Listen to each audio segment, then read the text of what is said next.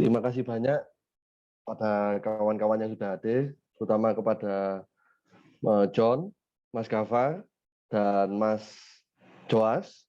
Terima kasih banyak kepada Departemen Politik dan Pemerintahan UGM yang berkenan untuk bekerja sama untuk mengadakan bedah buku ini bersama Madat Club. Nah, kali ini kita akan membedah buku Asia Tenggara dalam Sorotan yang baru saja diterbitkan pada akhir 2021. Nah, buku ini adalah kumpulan artikel dari John yang mengulas tentang Asia Tenggara yang dibahas melalui teori-teori tertentu, seperti teorinya Barrington Moore atau teorinya James Scott dan Joe Migdal dan beberapa teori lainnya. Nah, buku ini diterbitkan oleh Opsi Press dan kali ini Madat Club mengadakan bedah bukunya.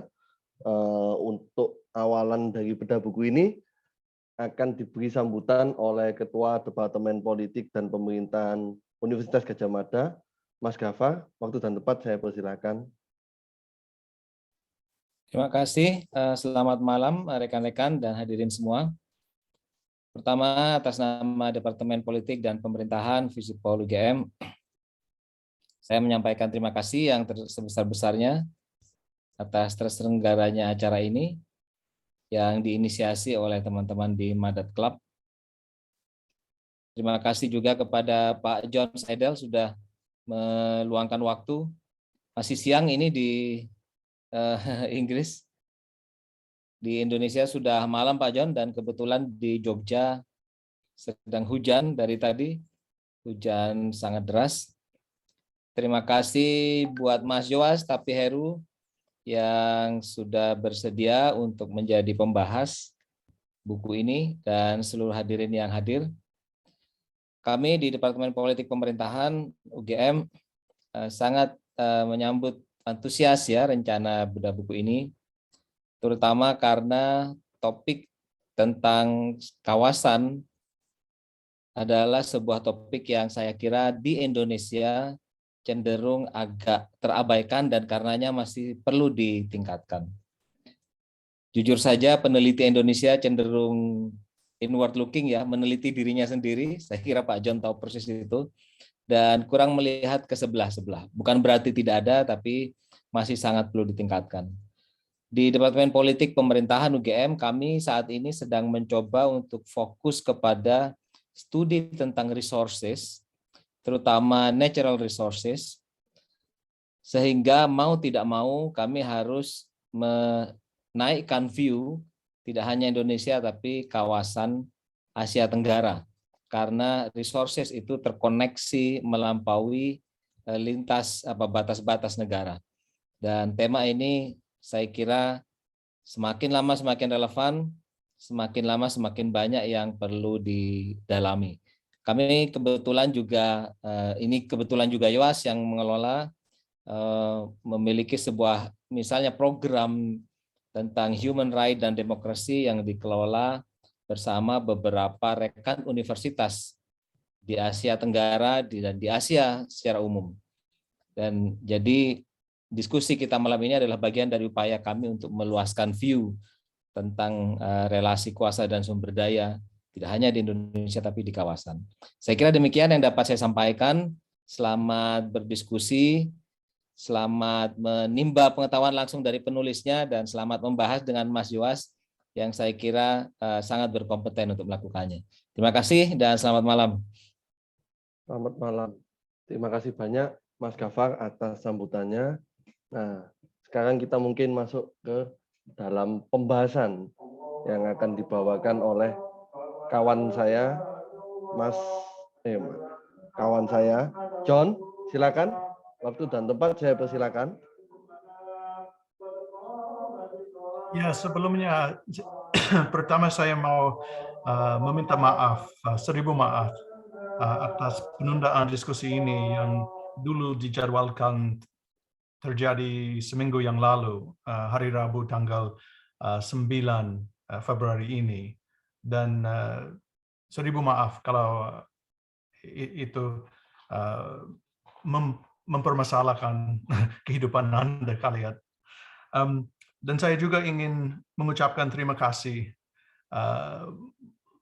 jutaan terima kasih kepada Pak Reza yang menerjemahkan tulisan-tulisan saya dan memungkinkan penerbitan buku baru ini dan fasilitasi diskusi ini juga. Dan sejutaan, many thanks to both Abdul Gaffar Karim dan Joash Tapiheru untuk partisipasi mereka dalam diskusi ini. Tapi yang kedua, saya ingin pindah ke bahasa Indonesia, bahasa Inggris yang mungkin lebih enak buat saya dan buat semua. Dan kalau ada pertanyaan nanti dalam bahasa Indonesia, saya mungkin bisa menjawab dalam bahasa Indonesia atau bahasa Inggris. Tapi saya agak jarang menggunakan bahasa Indonesia di sini. So agak lemah sekarang ini, sayangnya. So if I speak English now, I'd like to also share my screen and rely a bit on some PowerPoint slides to liven up the discussion. So in terms of a book that is billed as and is in large measure, comparative in its orientation, I think the idea of thinking about Southeast Asia in comparative terms is something that's very important against the backdrop of the reality that Abdul Gaffar already mentioned, that not only in Indonesia, but elsewhere in the region, people are primarily interested in their own countries. And that's true all around the world. It's true among the students I have when I teach courses on Southeast Asia, but it also should be noted that it's true among those scholars who call themselves and who are treated as so-called experts on Southeast Asia. And that would include myself, someone who began to study the Philippines in the 1980s, happened to study Indonesian at university, and then went on to study Indonesia and lived briefly in Indonesia in Surabaya for a year, 97, 98, and study Indonesia, but who doesn't speak Thai or Vietnamese or Burmese, and hasn't been to every country in the region and knows much of the region secondhand. So there is a tendency for people to think about Southeast Asia in a very vague way, and instead to focus on individual countries which they know most and care most about. And this has the danger of what was referred to earlier as inward-lookingness, and also a sense of the exceptionalism of every country, that every country is somehow special. But just as people might think of themselves as exceptional and special, with some delusions about what's so special, what's so exceptional about them, it's important to think comparatively and maybe better understand what is so distinctive and special about one or another country, and thus to begin to try and understand and perhaps to explain patterns and puzzles that crop up when you think about the countries in Southeast Asia alongside one another. The most obvious, and for people studying political science, perhaps one of the most important questions that we might consider, and one of the most interesting puzzles and patterns we might observe across Southeast Asia, is the uneven spread of democracy in the region. And so if we ask ourselves, why is it that if we look by the end of the 20th century, that the two countries then that appear as the sole democracies in the region are the Philippines and Thailand, with Indonesia belatedly making a transition to democracy at the turn of the 21st century. And so, it's not apparently obvious why this would be the case. The Philippines and Thailand, after all, are not the two countries with the biggest urban middle classes or the most prosperous countries in the region. And we know that Singapore has a bigger urban middle class, is much wealthier, is more developed, as they say, and yet it remains under one-party rule and remains stubbornly less than a democracy up to the present. So, we can look across the region and wonder about these sorts of puzzles. We could also wonder about something, today, 20 years into the 21st century, about the latest fad, in the study of politics, and arguably the latest fad in politics around the world, namely the patterns of populism that we observe across Southeast Asia and elsewhere. And thus we could ask, why is it that we see in Indonesia that the president that you have today is someone who's best known in terms of his popular, and some would say populist appeal, in terms of this signature sort of practice of so-called blusukan, when he was mayor of Solo and later governor of the greater Jakarta area. Whereas in the neighboring Philippines, you have someone who is also a city mayor in a provincial city for years before he was elevated to national prominence and to the presidency, but who's known not for blusukan in terms of the way he relates to ordinary people, but for killing people, right? For overseeing death squads and engaging in the active promotion of extrajudicial killings. So why is it that we see that kind of contrast between two very different styles of politics and styles of populism, even with two mayors, former mayors who've then risen up to become presidents? Why do we see the other style of populism that's been so prominent in Indonesia in recent years, embodied by Prabowo Subianto, the kind of economic nationalism, certain forms of chauvinism, sometimes anti-Chinese and anti-Christian rhetoric? Why do we see that kind of appeal, the economic nationalism, the xenophobia at times? And yet in nearby Thailand, the biggest story in terms of populism by the turn of the 21st century is embodied in the figure of an ethnic Chinese businessman in a suit. So why is it that, how can we explain these sorts of differences, these sorts of puzzles, these sorts of patterns, then cry out for a kind of comparative analysis, and arguably a certain kind of structured and structuralist analysis as well? We can see this also if we think of the forms of religious or interreligious violence accompanying transitions from centralized authoritarian rule to or towards decentralized democracy.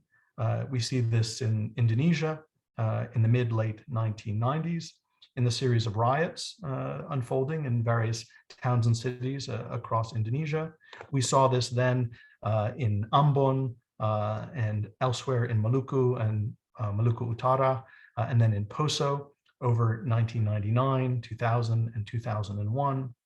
And yet this pattern of interreligious violence, terrible though it was something that then faded essentially from Indonesian life without it becoming a dominant, prevailing sort of pattern in politics. And nothing really like it has recurred over the past 20 years. It never really reached a scale and level of seriousness that would compare with what we've seen in recent years in Myanmar.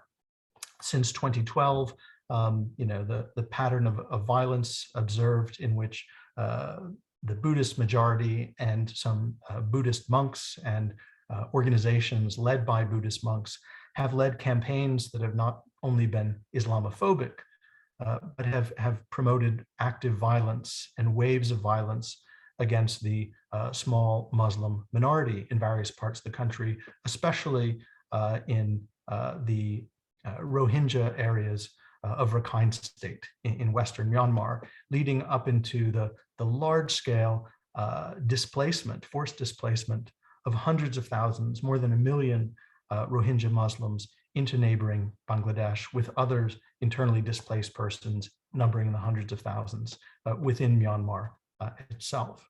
And so we can ask, why is it that interreligious violence in Myanmar has been so much worse than in Indonesia? And we can ask this not only because it's worth asking a comparative question for its own sake, but it seems to me that we can only begin to appreciate the sheer scale and unusual extent of this violence if we begin to think comparatively. And we might then look back on Indonesia in new ways and realize that however terrible things were, they could have been a hell of a lot worse, and they weren't. And so, for example, if you go back to Indonesia and the interreligious violence of 1999, 2000, 2001, even if you go back earlier to the mid-1990s, I'm pretty much convinced that more Muslims died in those years through interreligious violence than non-Muslims, or than Christians in particular. Whereas in the case of Myanmar, it's perfectly clear in terms of the numbers of people who were victims and who were the victims and who were the perpetrators. So I think the differences are quite striking. But it's not only a matter of differences that we might note and we might begin to reconsider when we think comparatively. It's also there if we begin to look across the region and note that individual personality politics that we think of not only in terms of a single case, but in terms of a single person. If we think of the SBY years, in terms of the personality of a president who dominated Indonesian politics for 10 years. But if we pull back our lens to a region-wide comparison, it's worth noting that this pattern of a retired army general with a certain style and a certain personal history is quite familiar from other countries that have made transitions from military rule, from dictatorship to democracy. There was a kind of SBY-like figure in Thailand in the 1980s, General Prem, who came to power in 1980 and remained the prime minister in 1988. Or if we turn to the Philippines, we can see that there's also an SBY-like figure in the Philippines in the 1990s, retired General Fidel Ramos, who was elected in 1992 and served a single constitutional term until 1998. And in all of these cases, we can see certain kinds of similarities of retired army officers, senior officers who'd played a sort of prominent, seemingly positive role in transitions from authoritarian rule to democracy. You need, a sort of soft line, pretty face, professional military officer in those sorts of moments of transition. And that's the role that these officers had played, especially vis-a-vis hardliners, would-be and attempted coup makers and the like. The kinds of military officers who were more comfortable socializing and cooperating with civilians and performing before civilian offices and engaging with the civilianization and democratization of their countries, as contrasted with the hardline military strongmen who wanted to retain control through more coercive means. And there are all sorts of parallels between these three men in terms of their personal formation, their personal histories, and their sort of external linkages as well, in particular to the United States, dating back to the Cold War era. So in other words, whether it's differences or similarities, it seems to me that there are new ways of thinking about politics in country after country in Southeast Asia, and thinking comparatively can help you understand one case better. After all, in many comparisons, some cases, some countries are more interesting, or you're more interested in them than others, but it still can be illuminating to think comparatively. And through all these sort of examples that I've suggested, it seems to me, what we get a sense of is the possibility that we might identify the kind of structural parameters, the constraints, and key enabling conditions that might help to explain why politics is the way it is in one country or another within the region. And this suggests the value of what in this collection of essays, in this book, is really generally referred to as comparative historical sociology. And it's sociology in the sense that there's an emphasis on institutions, both the institutions of the state and the way in which they're organized. And I'll say more about that shortly. Also, if not so much in these essays and elsewhere in my work, the institutions of religion outside of the state, or sometimes connected to the state in crucial ways. And then sociological in the sense of the social forces that are at play, in particular social classes. But it's also historical sociology in the sense that, as I'll note, and as the essays in some cases are really quite clear about, there's an interest in what scholars often describe in terms of formation, the notion of key junctures or periods in which we see the formation of identities, the formation of states, the formations of classes, and also I would add again the formation of religious institutions historically in the early modern era or in more recent centuries. And so there is, it seems to me, a real value to that in ways that I'd like to illustrate. And in so doing, I'll just talk about 3 chapters in the book in particular, but also make some prefatory comments in this regard. So in terms of the notion of identity formation and also state formation, there's a quite interesting literature on this, which used to focus solely on Europe, but has been extended out to cover various parts of the world, whether Latin America or the Eurasian landmass, the supercontinent of Eurasia, but also Southeast Asia, most notably in the work of the historian Victor Lieberman.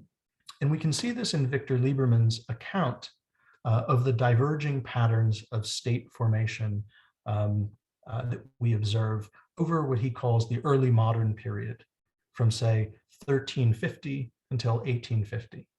And what he suggests is that if you look across mainland Southeast Asia over these centuries, is that you see a process through which a wide range of over 20 loosely structured small mini states or principalities, we might say, over the course of 5 centuries undertakes a process of centralization and consolidation through complex causal mechanisms in which the availability of gunpowder and rifles and long-distance trade enables those who seize control over the key waterways and ports of mainland Southeast Asia to internally colonize and conquer their hinterlands, and to increasingly centralize under their rule larger and larger populations, such that by the early 19th century,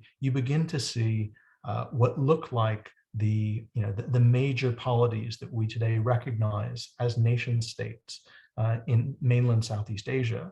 Think of Vietnam, Siam, or Thailand, and Burma, all of which are at their core organized around dense population centers under the control of these courts that extend their control and conquer through war and consolidate into larger polities.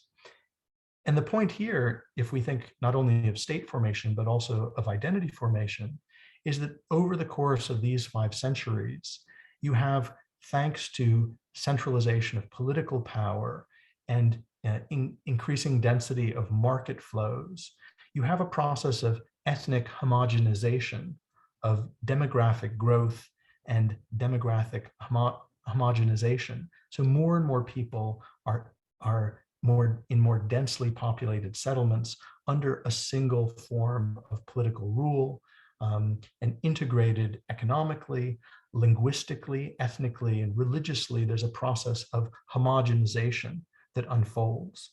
And the suggestion that Lieberman leaves us with, and that I explore in one of the early chapters of the book, is that in mainland Southeast Asia, what that leads to is a sense of national identity that is linked to these ethnic core areas, where the notion of a Burman, an ethnic Burman population, or an ethnic Thai population, or an ethnic Vietnamese population has a kind of demographic and political reality to it.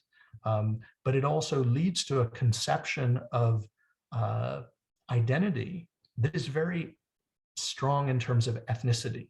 it's very essentialized and essentializing in terms of the sense that people have some deep-rooted ethnic identity around which a nation state is organized. And this contrasts, of course, with island Southeast Asia, where we don't see a similar pattern of state formation over the same centuries. Instead, we see a complex overlay of forms of European imperial, and in due course, we would say colonial rule, not coinciding with forms of, and not promoting forms of ethno-linguistic or even religious consolidation into a single centralized ethnic core around which a post-colonial nation state will be built. And thus, in island Southeast Asia, there is a sense of national identity as a matter of becoming rather than of simply being. There's a sense of nationalism as a project, as something that is needs to be struggled for, perjuangan, right? There's a notion of the constructedness of a national identity as something you need to fight for and work for, something that is very different in terms of the underlying sense of identity and its link to nationalism and national identity that we see in mainland Southeast Asia. So that simple point of comparison might help us to understand, for example, why things in Myanmar are just so much worse in terms of interethnic and interreligious politics than anything Indonesia, for all of its vast population, its sprawling archipelago, and its tremendous ethno-linguistic and religious diversity has ever suffered. The way in which Indonesia has handled this diversity, for all of its faults and problems and for all of the tragedies that have unfolded, has been much more inclusive and flexible and open-minded in comparative terms than anything we've seen in Myanmar. So I think that's a sort of first cut example of what we might learn from this kind of comparative analysis. But then let me move on then to the chapter 4 on so-called primitive accumulation.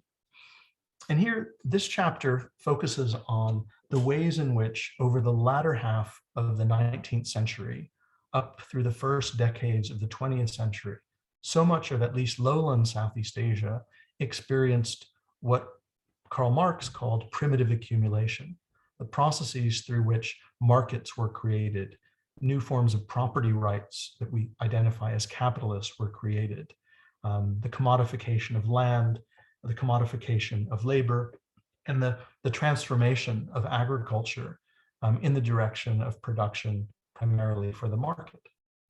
And we see this across Southeast Asia, really from the mid-19th century onwards. It gives rise to all sorts of dramatic changes, demographic as outlined here, but also class changes in the sense of the formation for the first time of peasantries who are producing really for the market and confined and constrained by market conditions in all sorts of ways, including through the monetization and commodification of land and of produce, but also in the formation of working classes, of people who earn a wage for their daily labor. And we can see this, and we can see that it has different kinds of permutations, it takes different forms in different parts of Southeast Asia. So for example, if you look at mainland Southeast Asia, this process unfolds most dramatically and in a very almost uniform, impressively uniform fashion in the three major river deltas of mainland Southeast Asia. The Irrawaddy in what became Burma and then Myanmar, the Chao Phraya in Siam or what becomes Thailand, and the Mekong as well as the Red River deltas in what today is Vietnam. So we see this, the Irrawaddy, the Mekong and the Red River, and then the Chao Phraya in Thailand. And over the course of the final decades of the 19th century and into the early 20th century, this happens in almost lockstep, in uniform fashion across these three river deltas, as more and more peasants are growing more and more rice on more and more land for export. They're not exporting to Europe, they're exporting to southern China and Hong Kong. In the case of Burma, they're exporting to India as well. But this is largely what happens, and you could think of it as happening quite similarly, more or less at the same time, in all of these three river deltas. But it seems to me that if you look across mainland Southeast Asia and think comparatively across these three core river deltas that then become the kind of core areas for politics and for society in these three countries, the lower Irrawaddy Delta in Burma or Myanmar, the Red River Delta around Hanoi, and the Mekong Delta around what today is Ho Chi Minh City, used to be Saigon in Vietnam, and then the Chao Phraya River Delta in and around Bangkok. And here, what stands out to me is the distinctiveness of what happens in the Central Thai Plain, in the Chao Phraya River Delta. And what's distinctive here is that in contrast with the Mekong Delta and the Irrawaddy Delta, which were frontier zones, which had previously been only lightly settled, and which experienced a sort of massive population boom with a flood of people migrating from other parts of what today we think of as these countries into these regions, which had previously not been under any established form of political control or any stable form of sort of social or even religious life in these frontier zones. By contrast, if you look at what happens in the Central Thai Plain, in the Chao Phraya River Delta, that this same process unfolds in the established heartland of the new Thai monarchy, having moved its capital from Ayutthaya to Bangkok. It happens in the context of an already settled and politically controlled and controllable zone, not a frontier zone at all, but the heartland of this court culture and the heartland, the core of aristocratic control. And it also happens due to the novelty of continued formal independence of Siam or Thailand compared to colonial rule in British Burma and in French Indochina and Vietnam. So it happens slowly, gradually, and easily without the kinds of heavy tax burdens that colonial regimes impose on the peasantries in Vietnam and in Burma. And so this different experience of the process of class formation, the making of a rice-growing peasantry at the core of the kind of agricultural economy and agrarian society of these three nation states as they emerge over the course of the 20th century, leaves what we today call Thailand with a much less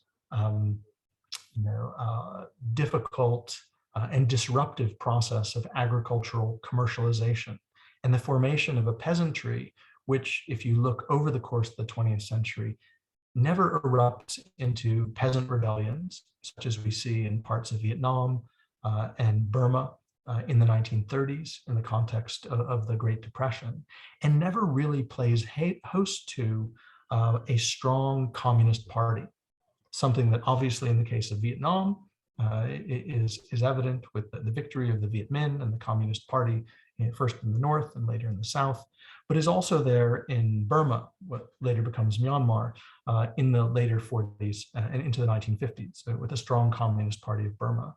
In the case of Thailand, it was only really in the, if not the late 60s and the 1970s, that you had a short-lived period of Communist Party of Thailand insurgency, and never in the Central Thai Plain, only in the far-flung remote areas of the north and the northeast, in particular neighboring Laos with its Communist Party government after 1975.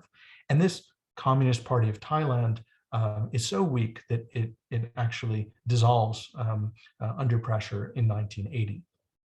So in other words, there's a more conservative kind of peasantry that emerges from this slower, easier process of commercialization of agriculture, the making of a modern peasantry under more sort of conventional, controlled circumstances, as opposed to the frontier zones and the disruptions that you see in Burma and in Vietnam.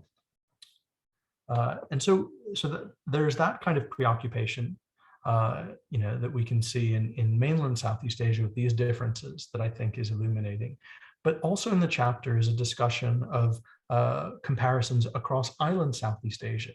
And here it seems to me what is so striking about the case of Indonesia compared to the Philippines and what becomes Malaysia is that, among other things, the sheer scale of the forms of plantation agriculture that emerge in areas of the Indonesian archipelago, obviously in Java, but also in parts of Sumatra, the so-called Delhi Belt around Medan in eastern Sumatra.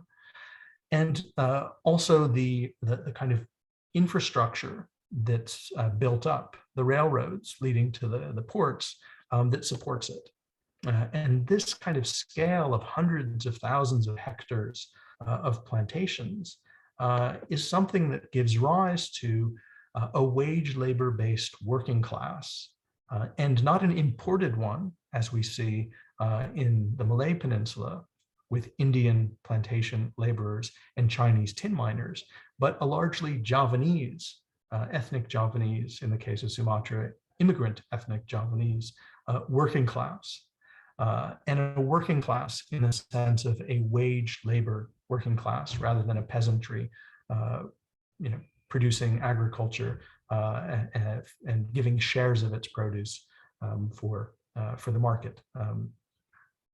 And so it's this context, it seems to me, that gives rise to the remarkable force of the PKI, the Communist Party of Indonesia, the first Communist Party in all of Asia. Before the Chinese Communist Party is founded, the PKI is founded. And if you look at the history of the PKI over the 19-teens into the 1920s, its involvement in plantation and railroad labor disputes is crucial. And if you look at the revival of the PKI over the course of the 1950s into the first half of the 1960s, likewise, SOPSI, and within SOPSI, Sarbupri, the Plantation Workers Federation, these are really at the core of the PKI, it seems to me, in terms of its organizational strength and its distinctive features, in particular, its inclination to collaborate with the Sukarno government rather than any kind of interest in armed insurgencies, such as we see in the more peasant-based forms of Communist Party organizing that we find in mainland Southeast Asia, and indeed we find in the Philippines. So from this kind of attention to class formation in terms of working classes, then in chapter 5, there's a turn to the formation of different kinds of business classes, of capitalist classes, of dominant classes that we see influenced by the writings of Barrington Moore, who argued in terms of the making of democracy that a necessary, if not sufficient, condition for the establishment and endurance of democracy is what he described as a vigorous and independent bourgeoisie. And bourgeoisie, he meant in the kind of classic old-fashioned Marxist sense, not of a middle class, but of a capital-owning class, a business class. That's probably the best way to think of it, a business class, a big business perhaps in particular. And if we think of the business class in Southeast Asia, obviously, as we all know, the distinctiveness of the business class in Southeast Asia is that it's overwhelmingly foreign in terms of its ultimate immigrant origins. And that the emergence of a local business class unfolds even before the imposition of colonial rule across Southeast Asia, with immigrant Chinese merchants playing a pioneering role. They come from the provinces of Fujian, or Hokkien speakers, especially in island Southeast Asia, or they come from Guangdong province, and our Teochew or Cantonese speakers in much of mainland Southeast Asia. And there are obviously mixtures of both. And then in the case of Burma, they're the Chediar Indian money lending caste who emerge as the money lenders and the merchants and the rice millers in the heyday of British colonial rule and the rice boom in the late 19th and early 20th century. And so if we're going to ask about how we're going to find vigorous and independent business classes that will have the capacity to lead, or dominate democratic processes and lend some kind of strength to democracy vis-a-vis entrenched authoritarian states, we have to wonder what will happen not only to these immigrant minority businessmen who today, in terms of their ancestors, are still dominant in business across the region, but we're going to have to ask, what will happen in terms of their children and their grandchildren and their great children who are born not only to Chinese fathers or grandfathers or great grandfathers, but who are also born to local women who are their mothers, their grandmothers, and their great grandmothers. So what will happen in terms of the prospects for these businessmen and businesswomen to become either assimilated and integrated and to be able to represent themselves and assert themselves politically, socially, culturally as properly Indonesian or Malaysian or Thai or Filipino? Or what will happen if they are segregated and stigmatized and treated essentially as foreign, and that thus not allowed to occupy a place as national businessmen, and not allowed to enjoy the kind of vigor and independence, not allowed to develop a kind of assertive role in politics because they're still somehow deemed to be foreign because of some foreign ancestry, even if that foreign ancestry dates back generations. And we can see that there is a linkage between this kind of history and this kind of process of assimilation on the one hand and segregation on the other, of stigmatization on the one hand or integration on the other. If we look, for example, in the Philippines, we can see that under Spanish colonial rule, because they were interested in Christian evangelization, they were keen for the Chinese traders, the Sangli, to marry local women in church ceremonies, to convert to Catholicism, and for their children to be baptized, and so forth. And so you see the emergence of a Chinese mestizo class of mixed parentage, who then are encouraged and enabled to occupy local positions in local government and to assume dominant positions in society. These are the men, to a lesser extent the women, who call themselves the first Filipinos and who lead the independence struggle in the late 19th century that leads to the short-lived Philippine Republic before American troops occupy, violently pacify, and colonize the archipelago. And you can see the Chinese ancestry of these men who called themselves Filipinos and claimed leadership of this new nation state that wanted independence.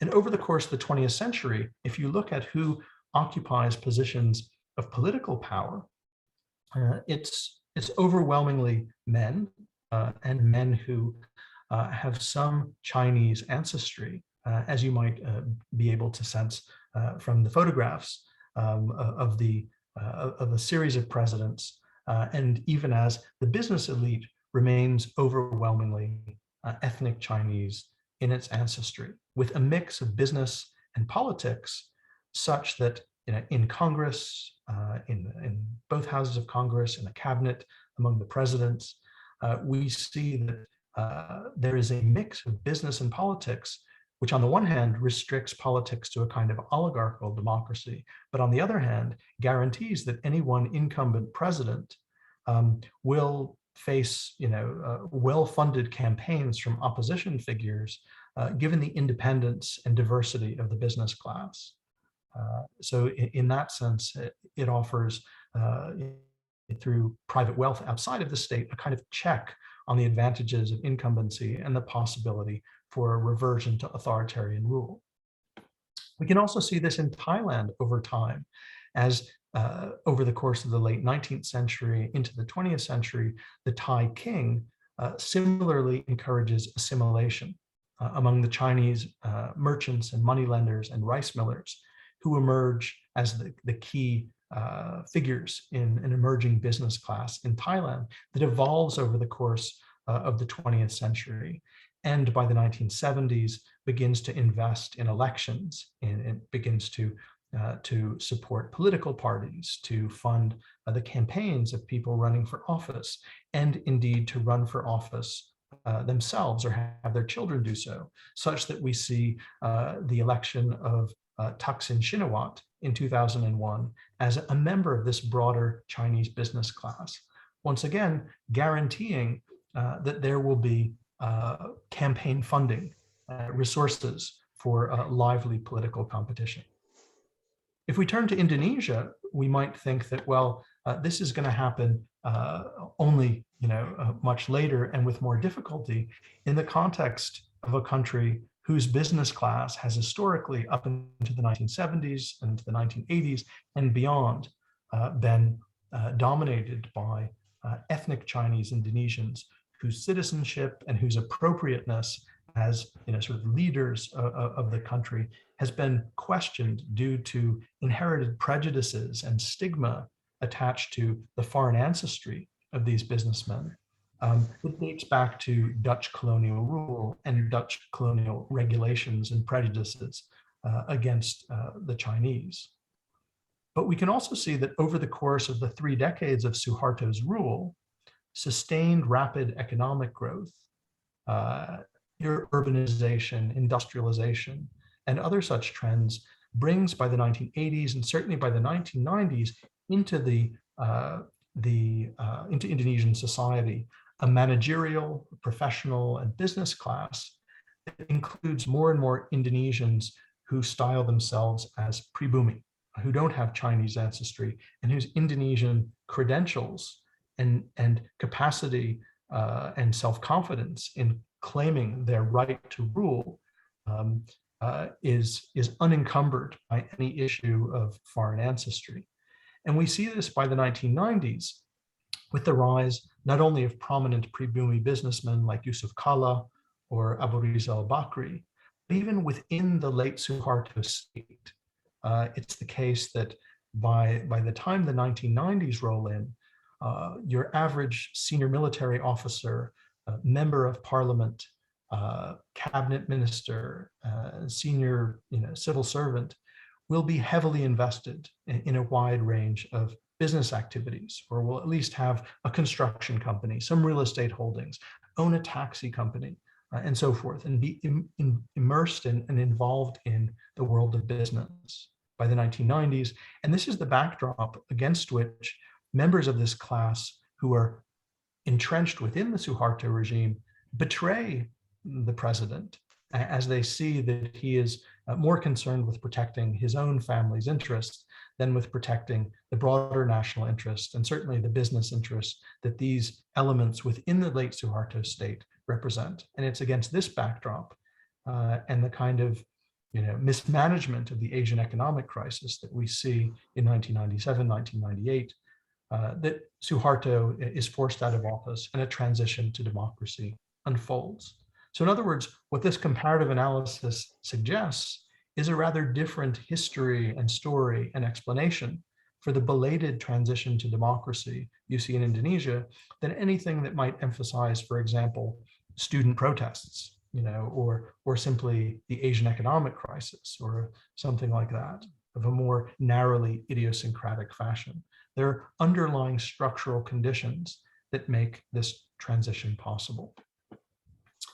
And finally, if we turn to local politics in chapter 6 of the book, there's a discussion of the striking differences between forms of local politics that we see in countries like Indonesia and the Philippines.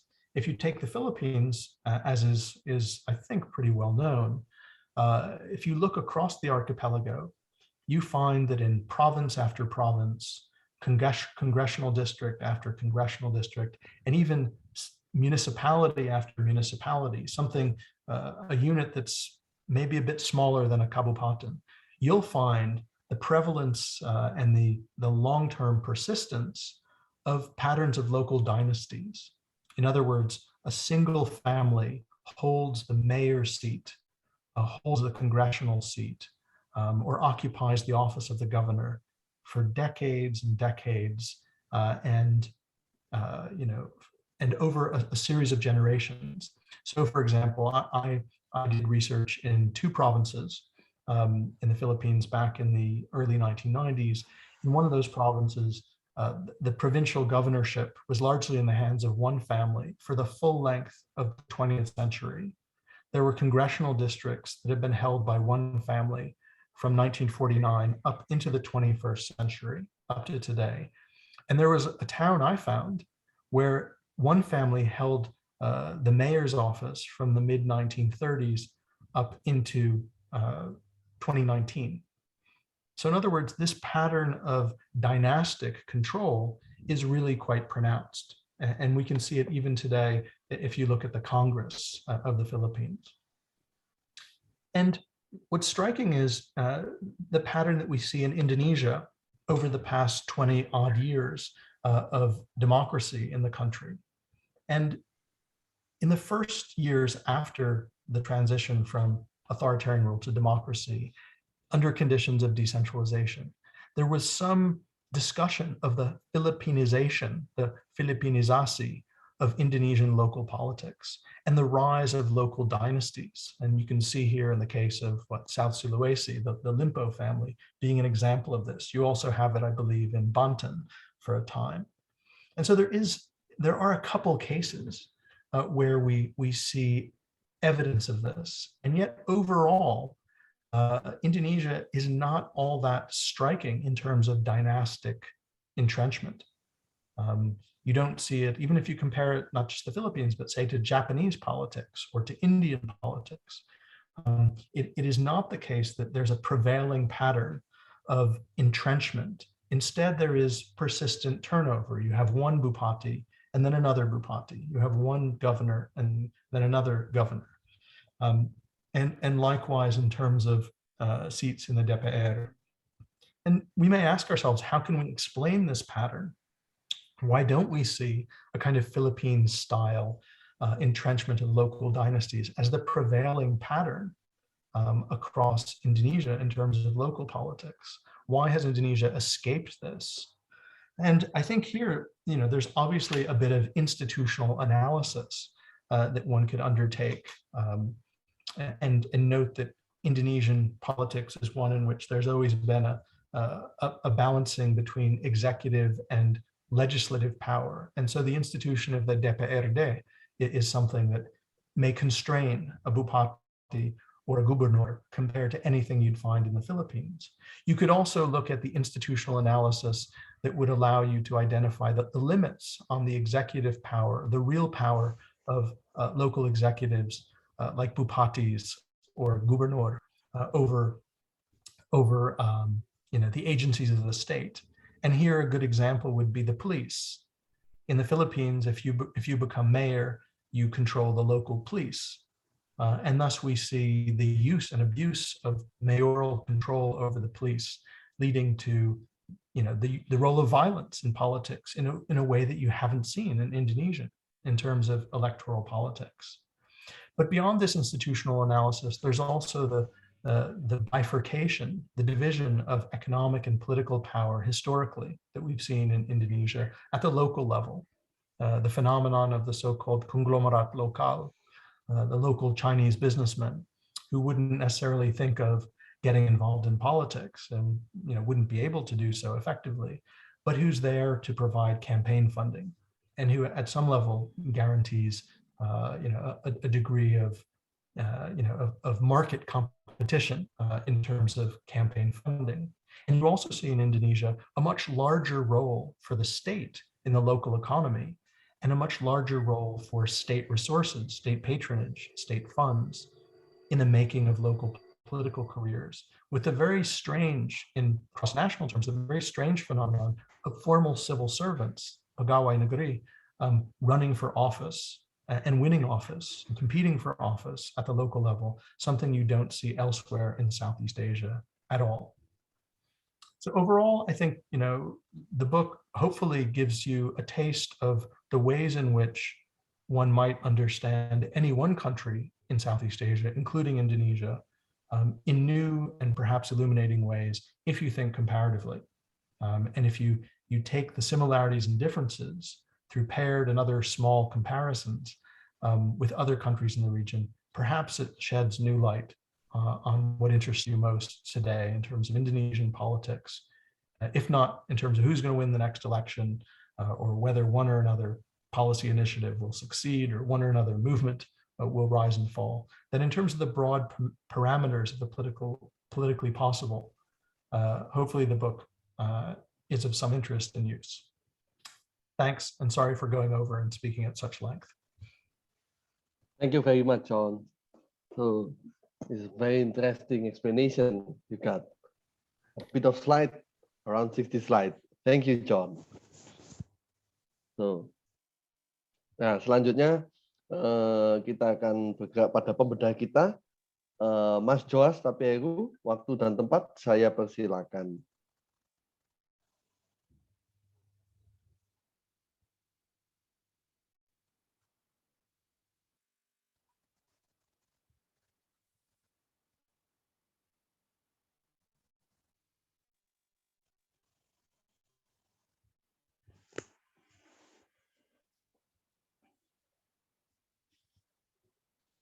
Ya, halo, apakah suara saya terdengar?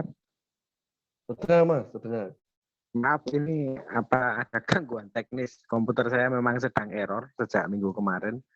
Ini saya harus beralih ke gadget, ke handphone, sehingga saya tidak bisa share PPT. Tetapi mungkin, dan saya juga mungkin nggak akan lama ya, karena nanti kita akan, saya pikir akan lebih enak kalau waktunya kita gunakan untuk diskusi. Sedikit ulasan saya terkait bukunya Pak John. Pak John ini boleh dibilang jadi terusan ya, kakek guru ya, karena beliau adalah pengujinya Pak Purwo Santoso, dan Pak Purwo Santoso itu guru saya. Dan mungkin ulasan saya sampaikan dalam bahasa Indonesia saja. Yang pertama, buku yang disampaikan, tulisan yang ada dalam buku ini terkait tentang ulasan Pak John tentang Asia Tenggara dalam perspektif yang tadi disebut historical comparative sociological, ini menjadi sesuatu yang sangat segar ya, karena tadi disampaikan oleh Mas Gaffar, kajian-kajian politik di Indonesia itu cenderung inward looking. Padahal pada saat yang sama, saat ini, kita sedang berhadapan dengan sebuah tantangan dari proyek masyarakat ekonomi ASEAN. Dan analisis yang disampaikan oleh Pak John, juga perspektif yang beliau tawarkan, ini akan menjadi sebuah kontribusi yang sangat penting bagi kita kalau kita ingin tackling proyek masyarakat ekonomi ASEAN ini secara efektif, tidak hanya untuk kepentingan Indonesia, tetapi juga untuk kepentingan Asia Tenggara, termasuk juga negara-negara yang ada di kawasan ini. Nah, perspektif ini memang saya pikir sangat menyegarkan ya, karena dia perspektif ini dan juga yang digunakan oleh Pak John dalam analisanya untuk berbagai kasus di kawasan Asia Tenggara itu memberikan kedalaman untuk tiap-tiap negara yang diamati. Itu yang pertama. Yang kedua, selain kedalaman, analisis yang disampaikan oleh Pak John itu juga memberikan komparasi. Jadi masing-masing analisis terhadap masing-masing negara dan sejarahnya itu dijabarkan dengan sangat baik. Selain itu, masing-masing negara ini juga kemudian didudukkan dalam relasinya dengan negara yang lain dalam frame yang kurang lebih sama sehingga mereka menjadi comparable.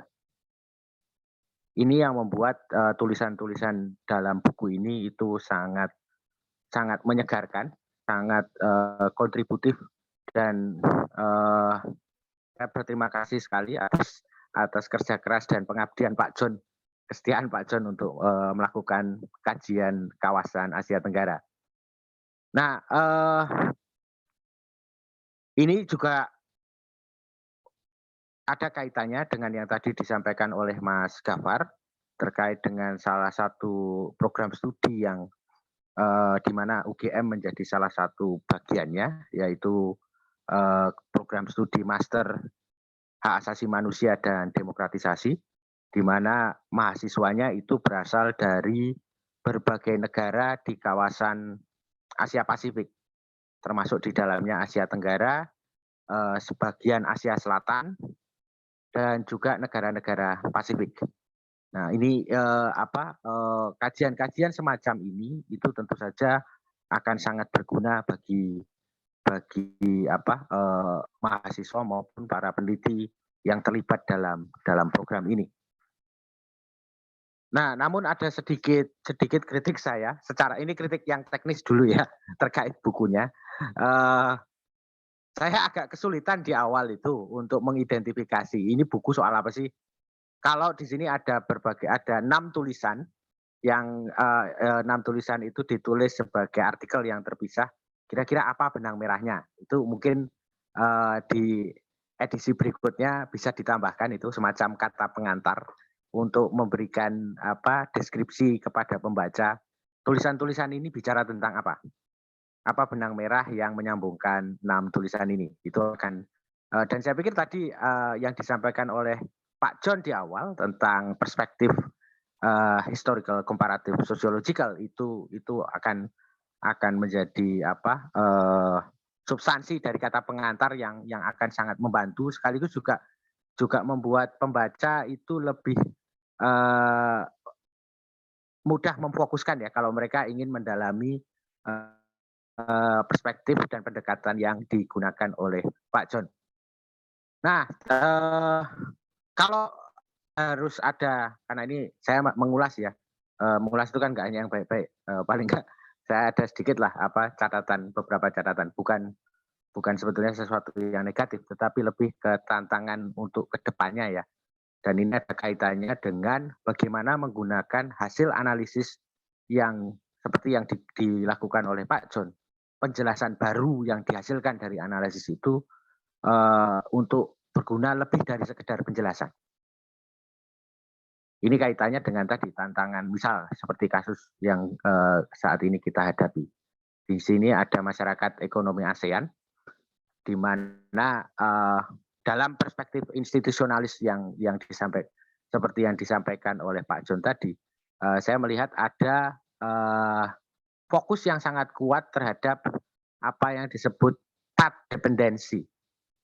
Jadi kenapa misal Indonesia, Thailand, Filipina, Malaysia, Singapura, Vietnam, dan negara Asia Tenggara yang lain itu menjadi negara seperti yang kita kenal sekarang itu karena ada satu alur yang spesifik, dan alur ini agak sulit untuk diubah.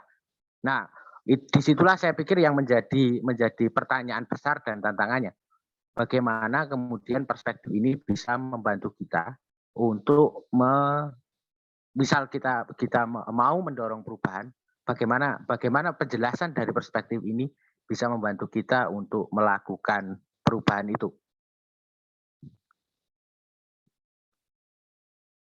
Kedepannya kalau kita bisa menjawab pertanyaan ini, saya pikir penjelasan yang dihasilkan dari perspektif seperti ini itu akan semakin tinggi nilainya, dan juga akan semakin membuat kita percaya diri ya berhadapan dengan situasi yang semakin kontingensinya itu semakin terasa. Kita tahu bahwa proyek masyarakat ekonomi ASEAN itu terjadi dalam konteks yang lebih luas, persaingan antara misal kekuatan dunia baru seperti Cina yang muncul menantang misal Amerika sebagai kekuatan global lama, tetapi juga pada saat yang sama ada pesaingnya di India. Terus kontestasi pengaruh ini salah satunya membuat Asia Tenggara itu sebagai salah satu pertaruhannya. Dan penjelasan-penjelasan yang disampaikan oleh Pak John ini itu akan saya pikir akan sangat krusial ya kalau kita Indonesia dan Asia Tenggara secara umum itu tidak mau begitu saja diperlakukan sebagai barang rebutan. Tadi disampaikan populasi Asia Tenggara secara keseluruhan itu sekitar 0,5 miliar. Dan dari 0,5 miliar itu Indonesia berkontribusi sekitar mungkin 50%-nya ya. Karena proyeksi populasi Indonesia itu saat ini sekitar 260 juta. Tetapi pada saat yang sama, dan ini jadi perbincangan dalam beberapa diskusi terkait ASEAN bersama beberapa teman-teman dari berbagai negara Asia Tenggara, kepemimpinan ASEAN itu saat ini sebetulnya bukan di Indonesia. Secara efektif Singapura lah yang memegang kepemimpinan itu, terutama setelah krisis ekonomi 98.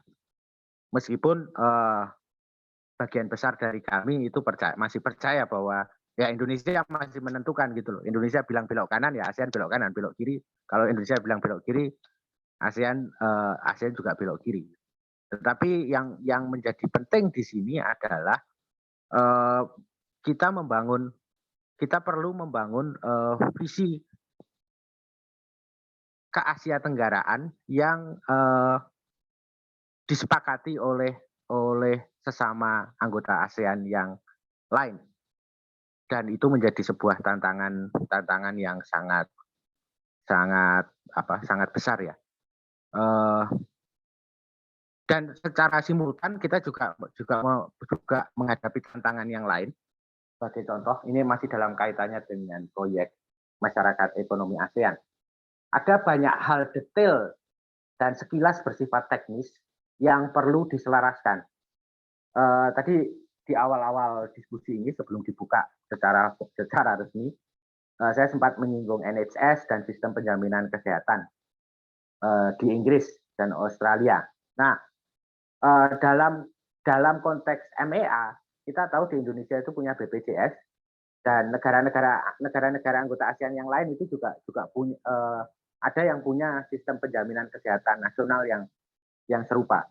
Ini menjadi salah satu tantangan bagaimana caranya agar sistem jaminan kesehatan nasional di masing-masing negara itu bisa terkoneksi.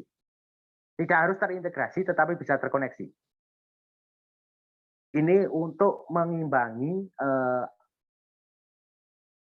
free movement of people, goods and services di antara negara-negara anggota ASEAN yang sudah mulai digagas sejak mungkin 15-20 tahun ke belakang ya, di mana kita bisa berkunjung ke sesama negara anggota ASEAN tanpa visa selama 30 hari kalau nggak salah. Itu baru salah satu tantangannya. Tantangan lain yang ya kelihatannya kecil, tetapi ini cukup berat ya. Soal abjad apa yang mau digunakan, sistem abjad apa yang mau digunakan sebagai rujukan bersama untuk segala urusan pengadministrasian dan pendokumentasian. Dan masih banyak hal lain yang bersifat teknis dan detail, tetapi itu merupakan turunan dari tantangan untuk membangun visi bersama itu. Nah, saya pikir penjelasan perspektif yang disampaikan oleh Pak John itu pada tataran yang ada sekarang itu sangat menyegarkan, tetapi ada satu tantangan baru yang saya pikir penting juga untuk dijawab ya, bagaimana menggunakan penjelasan baru yang dihasilkan itu untuk tadi menjawab pertanyaan bagaimana kita melakukan perubahan. Seperti itu. Terima kasih, Mas.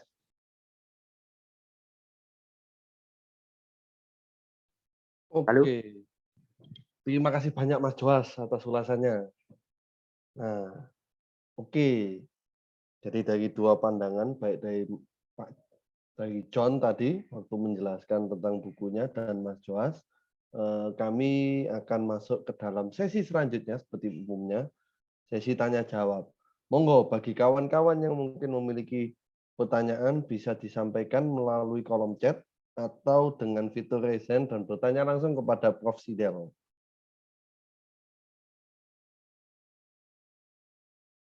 Mungkin satu hal ini ya, John ya. If I may ask first to you, there is this interesting discussion I have with my friend about what is the difference between local boss, like what you talk about in the last chapter, with local strongman. Maybe that is my question. And by local strongmen, are you referring to Joel Migdal's work? Yes. Okay. Well, that there might not be a big difference in terms of description, right? But I mean, Joel Migdal, I guess the question is, if you read Joel Migdal's book, the title of his book gives it away. It is Weak State, Strong Society. And so his account of a local strongman that you find in, Latin America or the Philippines or in parts of Africa or wherever he's talking about, his account of that, his explanation is that in these societies, you have web-like fragmented forms of social control and social power that emerge organically out of society and that embody local, social, perhaps traditional, cultural interests, and that these local strongmen are providers to local people and kind of protectors of local interests and of local traditions and cultures, and that they emerge organically out of society, and that states are too weak to do anything but reach accommodations with them. Whereas what I'm suggesting, what I observed in the Philippines, and what I think is generally another perhaps more illuminating analytical framework and kind of explanation, is to see how states themselves are not simply weak and unable to transform and shape patterns of local politics. And those who emerge as local strongmen or bosses or dynasties are not in their power simply emerging out of society, but the possibilities for their concentration of power is dependent on the way in which states themselves are structured. So imagine in American politics, if you become mayor of a city or sheriff of a county, you're in control of the police.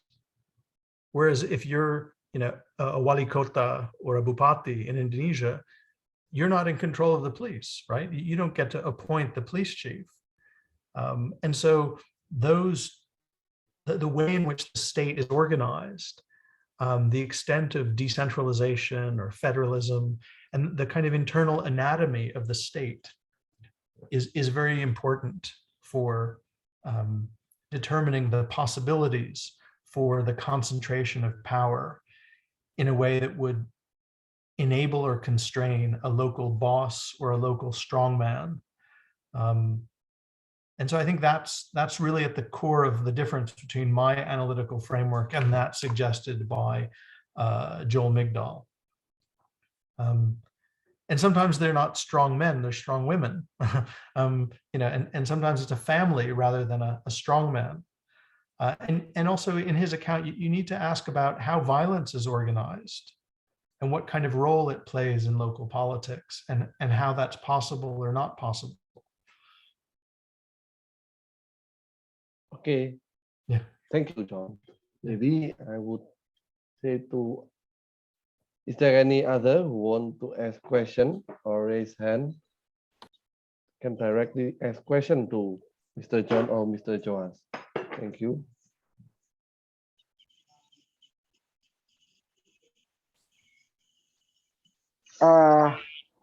Oke. Bapak moderator, mungkin saya bisa mengawali. Siap. John, may I ask a question, John? Yes, please do. Yeah, probably I better ask you in English. This is the thing. You mentioned about how the Philippines copy almost exactly the formal structure of a government from the US, and I think Indonesia did pretty much the same with regards to the procedures and the formal institution of democracy after 1998. But then in both cases, in the Philippines and Indonesia, what we have is the kind of democracy in the respective country that is kind of like deemed less democratic because it just focuses on the procedural aspects and the formalism of democracy. And you in your explanation you already give explanation about how institutions beyond the formal organization do matter, but then again, this is related to the big question I mentioned in my response to your book. How do you think it is possible from this analysis to initiate changes and transformation that tackle this puzzle? Yeah, that's my question. Thank you. Thank you. Yeah, I think your question in some ways, builds on, or I would link it back to Pak Joash Tapiheru's question earlier about, how can a mode of analysis that's rooted in the past that emphasizes path dependency, how can that not only maybe help us to explain and understand what's possible in the future, but also how can we use it politically? How can we use it to act politically, not just to analyze politics? Yes. Right. Okay. And it's funny because I wrote all of these articles over the years when I was not doing field work and research in Southeast Asia, but from the vantage point of London. And I lived in Indonesia. Before that, I lived in the Philippines. Then since 2012, I started to go back to the Philippines and get involved in reform advocacy campaigns, and to look at efforts on the part of advocacy groups to try and promote reform and to try and do something different. And I felt very uncomfortable because of my more structuralist analytical orientation, which suggests, well, everything is structure, so there's no point of agency. And I think it's important to contextualize any and every political struggle within a realistic and nuanced kind of political analysis that might be helped by comparative and counterfactual analysis in terms of what's possible and what's not possible. So, for example, if you look at Burma or Thailand and say, why do we see the sad reversion to military rule in both countries? Even today in Thailand, the military constraints on democracy are quite strong. Obviously in Burma or Myanmar, it's even more so.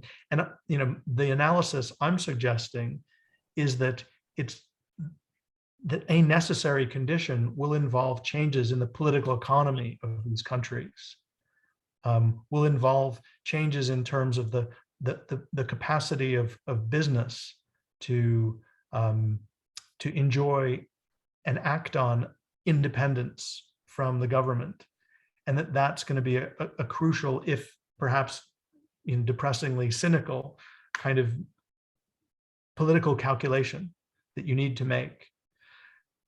Or if you take Indonesia, the Philippines, and Thailand, and something that I think Pak Joash's comments earlier reminded me of, healthcare. So in the Philippines, in Thailand, and in Indonesia, over the past 20 years, you've seen in different ways efforts, campaigns, struggles, initiatives to promote public healthcare. And you can look at it in Indonesia or Thailand, the Philippines, and see different disappointments and, be upset about it. But if you look historically, you can also see that the general movement is there in that direction, and that in politics today, whether you're running for Bupati or you're running for president, there are things you need to do that, in terms of investing time and effort and at least public relations capital, in something like public health care, the provision of public services and public goods, in ways that you maybe didn't have to do, in Thailand in the 1990s, in the Philippines in the 1980s, maybe in Indonesia you didn't need to do it initially either in the 2000s. But these sorts of similarities are then coupled with differences in terms of the institutional constraints on how you can or cannot really anticipate healthcare happening or not happening in a given institutional and social setting. Just as we see in the United States, before the talk started, we were all talking about healthcare in different countries. And in the United States, the various efforts to promote healthcare reform have been constrained by the historical legacies and institutional arrangements that make it very hard to promote a kind of healthcare system that you find in many other advanced, wealthy, industrialized countries. So I think it isn't all that helpful, this kind of analysis, for guiding you in a specific struggle, but it might help to explain and to identify the kind of conditions of possibility and the constraints within which any struggle has to operate. And it might, if for example, you're fighting for higher taxes on cigarettes in Indonesia, I think you should look at what happened in the Philippines 10 years ago when they succeeded in fighting for higher taxes on cigarettes there. And I think, we can always learn from looking at a similar but different case. So I think it's more a matter of method than any lesson in particular for something like, a given struggle, a given political cause. But I think, if you're going to ask a political campaign, under what conditions might we see a successful overthrow of an entrenched local boss or local dynasty? Under what conditions are we going to see a successful transition from authoritarian rule to democracy?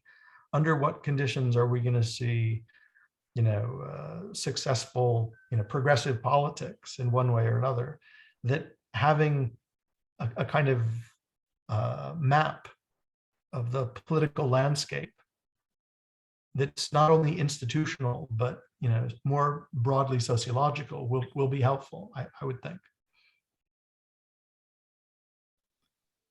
Yeah, thank you, Pak John. Those are very, very helpful hints to further this kind of study. Oke.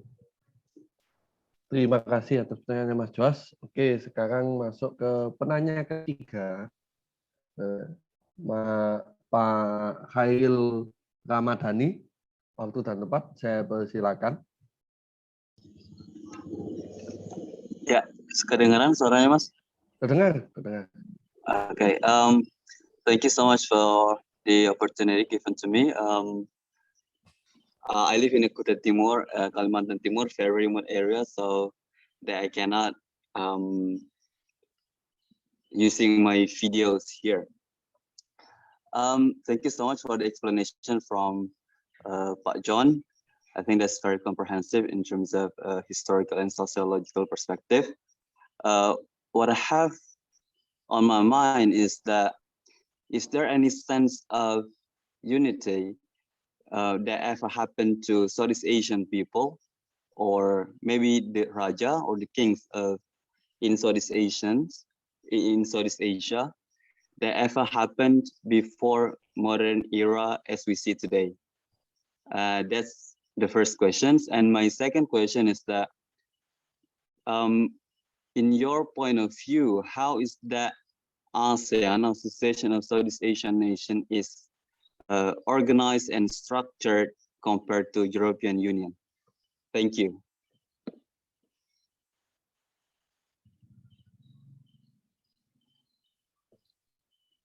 Is that... Should I go ahead and answer, Reza? Yes. You may, John. Yeah, those are two interesting questions that in some ways are, they sound different, but in some ways they may also get at an underlying question and doubt, which is there really something called Southeast Asia? When we speak of Southeast Asia, are we just making it up? And someone who makes a career like me talking about Southeast Asia, as if I know something about Southeast Asia, it's obviously I need to pretend at least that there's a Southeast Asia. I need to believe, or else, a whole bunch of things go out the window. But I think that the two questions get at this in different ways. So if we look at what is Southeast Asian about Southeast Asia, in what way can we talk about Southeast Asia as a region meaningfully, as opposed to a kind of social science laboratory within which we might engage in comparative analysis? And I think there is an interesting underlying commonality that some historians and anthropologists have identified about Southeast Asia that dates back, centuries and centuries, that we can see in contrast and comparison with East Asia and with China in particular, what today we think of as China. And that is simply this: the pattern of kinship reckoning, the way in which people think of their family identity in Southeast Asia. And this is true for almost all Southeast Asia, unless you're Minangkabau or a few other exceptions, but overwhelmingly across what today is Southeast Asia, and in contrast with China, the way in which people think about and practice and understand and identify in terms of family involves their mother's family and their father's family, their family, the husband's family, and the wife's family. And there is a flexibility, what they call, anthropologists call it bilateral or cognatic kinship.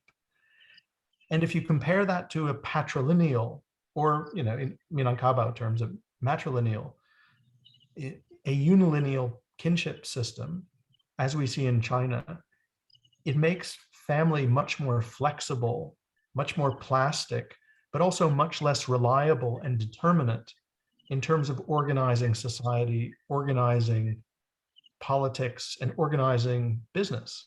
So if you look at Chinese dynasties, they last hundreds of years, and it doesn't matter if the son or the grandson is dumb, ugly, effeminate, whatever.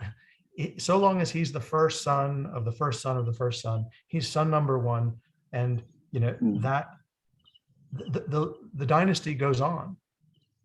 If you look at Southeast Asian dynasties, up until the colonial regimes begin to rigidify them and bureaucratize them, if you look at kingdoms in Southeast Asia, the father dies, the king dies, and then the two sons, they fight with one another because their wives and their families are saying, don't let the other guy, take over. What about our family?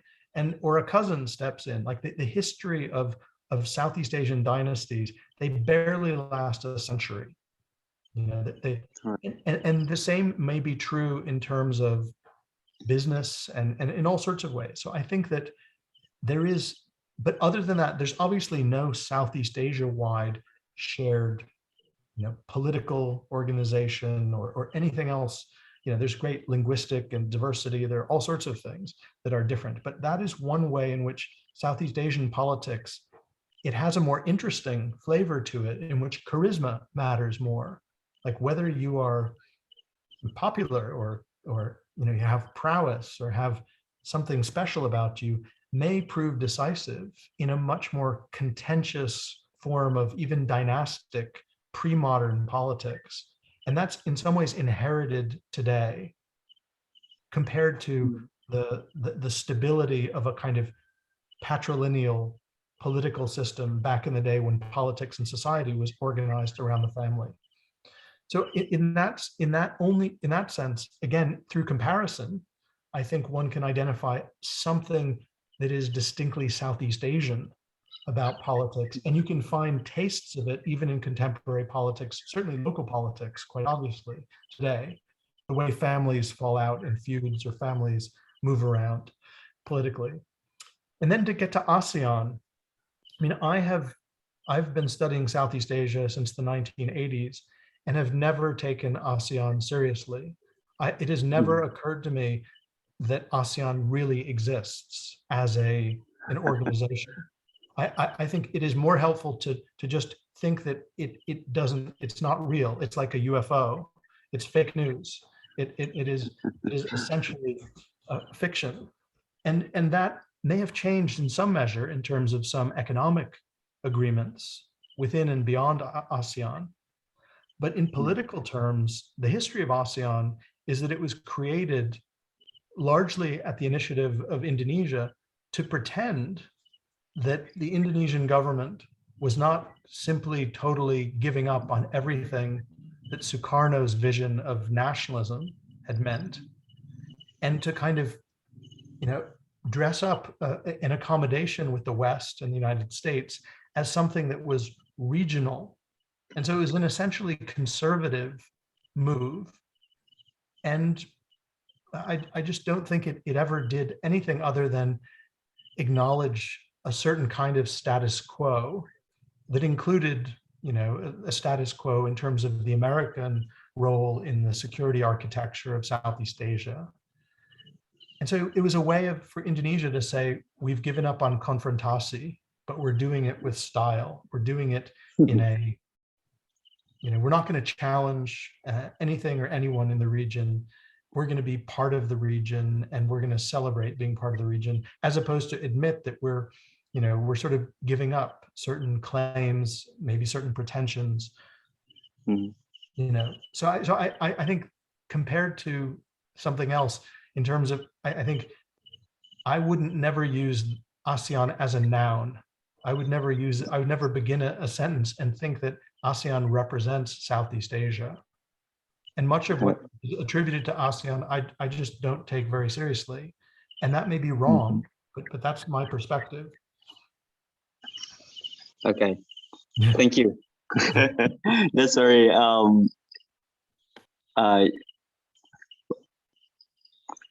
a unique perspective from you, especially about ASEAN. Especially for someone who teaches at the London School of Economics, where historically they took ASEAN very seriously. Thank you. Okay. Thank you, Mas Khairil, Pak Khairil dan John. Terima kasih, Pak. Nah, sekarang masuk kepada penanya keempat. Monggo, Pak Wijayanto. Baik, terima kasih, Mas.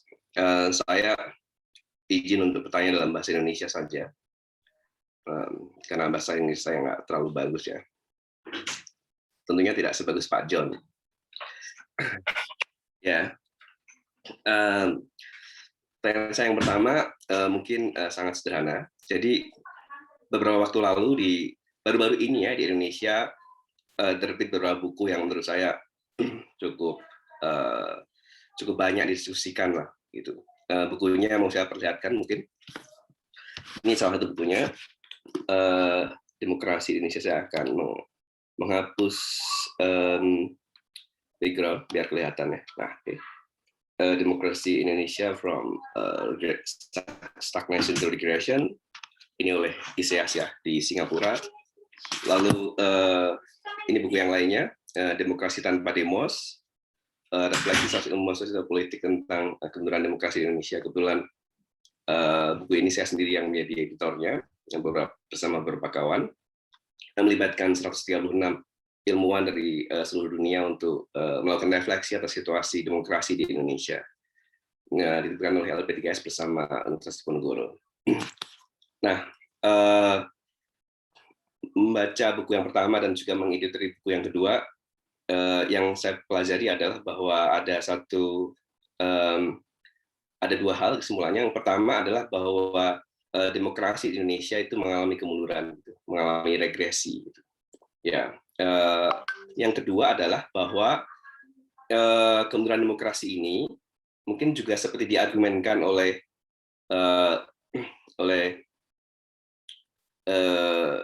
Larry Diamond ya, itu merefleksikan juga kemunduran demokrasi secara global tentang peran eksekutif yang justru memungut nilai-nilai demokrasi. So, democratically elected leader who eviscerate or sabotage the democratic values and institutions. Nah, saya tertarik untuk mengetahui jika misalnya itu dilihat dari perspektifnya Pak John yang sangat menarik tadi, pas dependensi ya, itu kira-kira penjelasannya apa gitu. Kalau misalnya kita melihat di Indonesia muncul populisme, lalu kemudian di Filipina juga pada saat yang bersamaan gitu. Kenapa kok tiba-tiba kebetulan gitu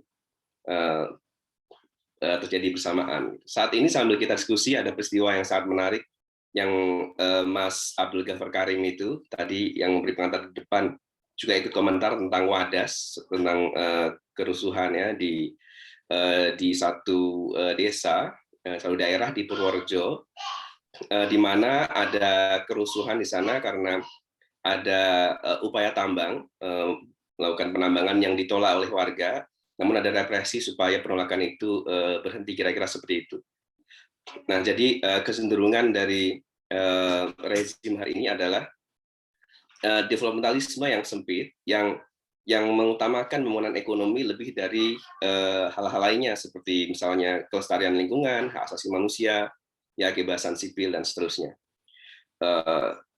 Nah, saya mungkin pertanyaan tadi simpel tadi, bagaimana kalau lihat dari sisi institusional gitu. Memang situasi ini mengingatkan kita pada masa Orde Barunya Indonesia ya, di mana pembangunan ekonomi yang semacam itu juga dulu juga dipraktikkan. Gitu. Mengapa misalnya pengulangan itu terjadi? Gitu. Berarti pertanyaan kedua gitu. Kalau tentang the mode of economic development ya, why we now recall what happens in the New Order period, for instance. Itu pertanyaan pertama untuk Pak John. Yang kedua adalah, itu berarti topiknya tadi, kemudian demokrasi dan mengapa Indonesia mengulang Orde Baru misalnya. To some extent ya. Lalu yang kedua adalah, I wonder if you, saya bertanya apakah Pak John mungkin memberikan perhatian juga pada penemuan pada revolusi digital gitu. Jadi apa yang disebut sebagai revolusi digital dengan teknologi internet ya, teknologi informasi yang kemudian membuat cara kita untuk berkomunikasi, berdiskusi ya, berhubungan itu menjadi sangat berbeda gitu. Nah, kalau misalnya Ben Anderson menulis satu buku tentang kelahiran nasionalisme di Asia Tenggara yang difasilitasi oleh brand kapitalisme, yaitu koran, gitu, lalu kemudian muncul nasionalisme. Apakah menurut Pak John, internet ini akan juga bisa menghasilkan semacam imajinasi yang sama, tapi lebih bercorak kosmopolitan, gitu. Jadi lebih bercorak barangkali mungkin sense of ASEAN, kalau itu mungkin diada-adakan barangkali lebih terfasilitasi gitu. Itu pertanyaan saya yang kedua. Nah, pertanyaan ketiga mungkin agak praktis ya. Jadi saat ini LP3IS bersama kawan-kawan di Thailand, di Filipina, juga beberapa kawan beberapa pusat studi ASEAN ya di Paris, di Italia, kita membangun satu mungkin digital alliance, jadi aliansi bersama untuk mendorong perubahan di Asia Tenggara gitu. Nah, itu caranya adalah dengan pertama-tama kita menyelenggarakan seminar-seminar, diskusi-diskusi ya, dialog satu sama lain gitu. Karena kita berpikiran bahwa masalah-masalah yang dihadapi oleh negara-negara Asia Tenggara ini, seperti misalnya kemunduran demokrasi, kerusakan lingkungan ya, dan lain-lain itu tidak bisa dipisahkan sendiri oleh masing-masing negara gitu. Dan masyarakat sipil di negara-negara ini sebenarnya punya tantangan yang sama kurang lebih kira-kira gitu. Nah, apa saran praktis Pak John kepada gerakan yang sedang berlangsung ini? Kira-kira mungkin seperti itu. Terima kasih.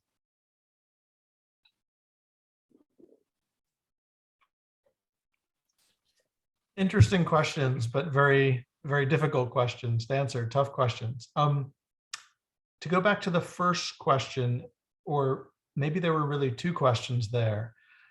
It seems to me that the form of democracy that we see in Southeast Asia when we see democracy is very clearly oligarchical in its form, right?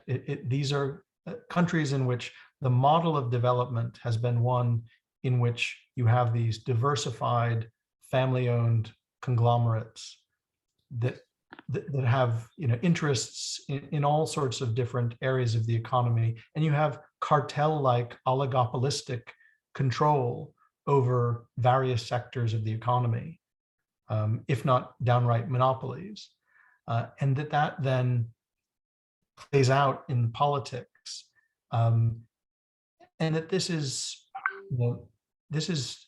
common maybe in general is a reality in democracy, but it's especially pronounced in Southeast Asia. And at the same time, you have one person, one vote. You have universal suffrage. And as you rightly mentioned, you also have mass media, including social media.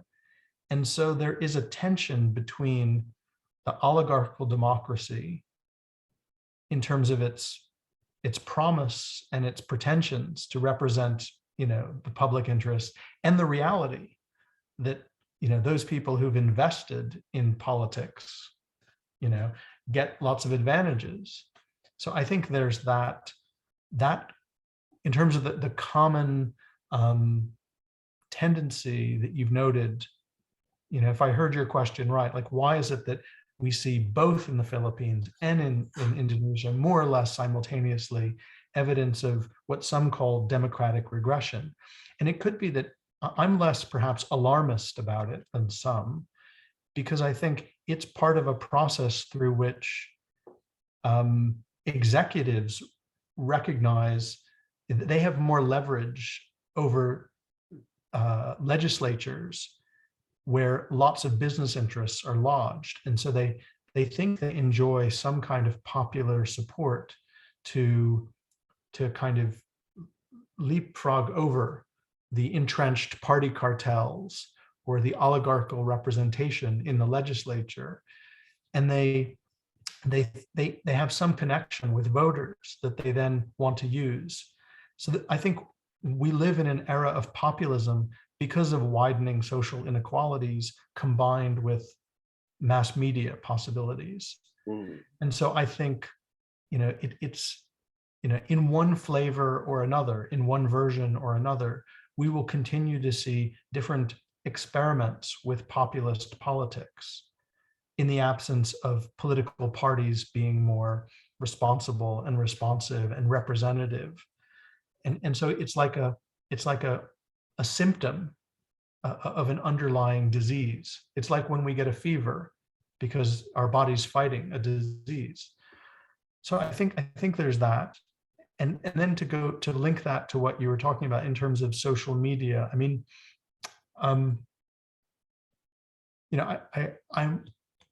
every year there are all these young students who are so interested in the impact of social media on politics, whether it's Donald Trump getting elected or Rodrigo Duterte getting elected or Brexit or, Jokowi or what have you.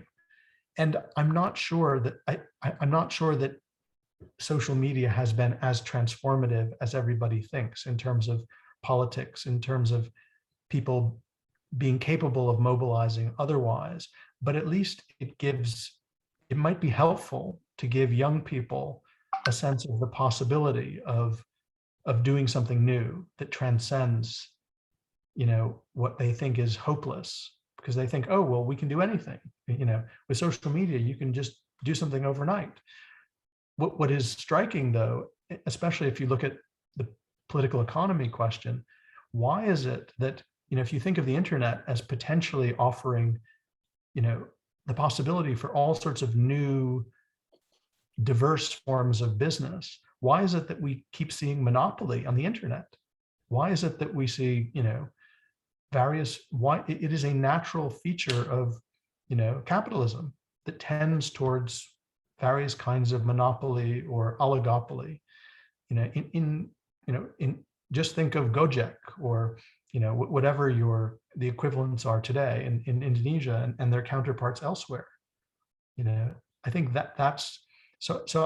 I think one needs to be cautious about it. But I think in terms of the cosmopolitanism that you're talking about, that extends beyond Indonesia, I think it's great to hear that there are these things going on, in the sense that you can exchange ideas and experiences and learn from one another and express sympathy and support and solidarity with one another. What I'm not sure about, and it's also great if it counters or complements ASEAN as a golf club, a club for people playing golf, with something more substantive and politically progressive that is ASEAN-wide. So that's a good thing. But I think historically and up to the present, Southeast Asians have long been among the most cosmopolitan people of the world. But their cosmopolitanism has not extended solely within Southeast Asia and has often been directed in different directions. So for example, in the late 19th into the early 20th century, certainly in the 19th century, there was a very prominent Islamic school in Patani, in what's now southern Thailand. And there were schools all over the Malay Peninsula and into what's now Kalimantan and Sulawesi that were influenced by Patani school teachings in terms of Islamic education. And nobody then, knew of and thought about the borders. And there were students going to Mecca and going to Cairo, and those sorts of circuitries only grew more and more lively over the 19th and early 20th century, thanks to steamboats and ocean liners. And then you had, connections between people in Vietnam and China, or connections between people in the Philippines and people in Cuba, there are just so many different kinds of connections. When Ho Chi Minh went to Paris in the 19-teens, he spent most of his time with Africans, and then he ended up in Moscow. So I think there are forms of cosmopolitanism that transcend the nation state and are potentially emancipatory and potentially very progressively push against the constraints and inherent conservatism of official nationalism, as Anderson calls it. But I'm not sure that they're only within Southeast Asia. They may be broader than that as well. Ya, oke, terima kasih Pak John. Saya jujur saja belum membaca bukunya, habis ini saya akan membaca penjelasan yang sangat menarik. Terima kasih sekali lagi. Thank you.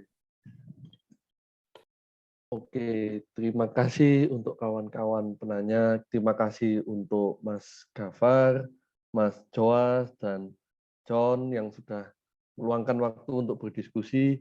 Kita sampai pada penghujung diskusi jam 21.00. Nah, diskusi malam ini membawa banyak pembahasan yang sangat menarik, terutama bicara tentang Asia Tenggara. Jujur, kalau saya waktu kuliah di Universitas Airlangga, itu sangat jarang saya mendengarkan diskusi tentang Asia Tenggara. Bahkan untuk kuliah tentang Asia Tenggara. Orang di Universitas Airlangga itu lebih suka untuk membahas, wah ini ada Chile pemilihan, ini ada Amerika pemilihan, tapi mungkin kurang tertarik dengan ulasan Asia Tenggara. Makanya saya sangat berterima kasih dengan Departemen Politik dan Pemerintahan Universitas Gadjah Mada yang sudah berkenan untuk mengakomodir dan mau berdiskusi bersama Madat Club. Saya juga berterima kasih dengan Sidel yang selalu berkenan untuk berbagi ilmu dengan kawan-kawan Madat. Terima kasih untuk semuanya. Saya sebagai moderator undur diri. Wassalamualaikum warahmatullahi wabarakatuh. Selamat malam. Selamat malam. Terima kasih Mas Reza. Pak Terima John. kasih. Terima kasih. Mas Terima Gaffar. kasih.